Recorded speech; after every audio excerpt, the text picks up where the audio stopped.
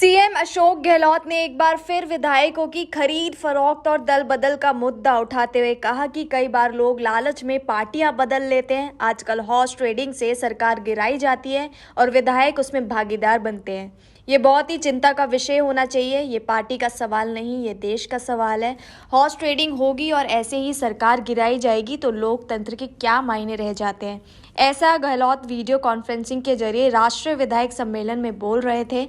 वहीं गहलोत ने कहा, इससे नई पीढ़ी को गलत संदेश जाता है। वहीं वो कहते हैं कि राजनीति में जाने के बाद हम सब पब्लिक प्रॉपर्टी हो जाते हैं। वो जनता का ट्रस्ट है। उनका शुरू से मानना रहा है कि राजनीति सेवा का माध्यम है। पूरी ईमानदारी, निष्ठा, प्रतिबद्धता के साथ जनता की सेवा करना उनका परम धर्म होना चाहिए। अपनी पार्टी और विचारधारा के लिए समर्पित और प्रतिबद्ध रहना एक बहुत ही बड़ा गुण होना चाहिए, क्योंकि पार्टियों में अप्स एंड डाउन्स चलते रहते हैं। गहलोत ने कहा कि हमारी आज़ादी को 75 साल हो गए। 75 साल से हमारे देश में लोकतंत्र कायम रहा, मजबूत रहा। पाकिस्तान हमारे साथ आज़ाद हुआ, लेकिन वहाँ बार बार सैन्य शासन लगते रहे, लोकतंत्र की हत्या हुई।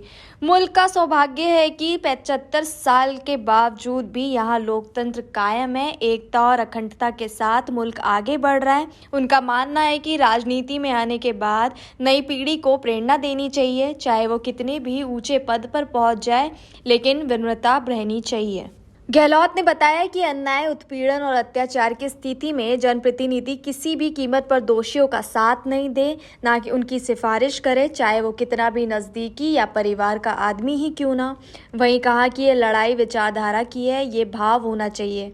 पहले ज़माने में असेंबली में कितनी भी गर्मा गर्म बहस होती थी, आरोप लगते थे, लेकिन जैसे ही बाहर निकलते थे लॉबी में पक्ष विपक्ष लोग आपस में भाईचारे से खूब हंसी मजाक करते थे। आज वैचारिक मतभेद दुश्मनी में बदलती जा रही है।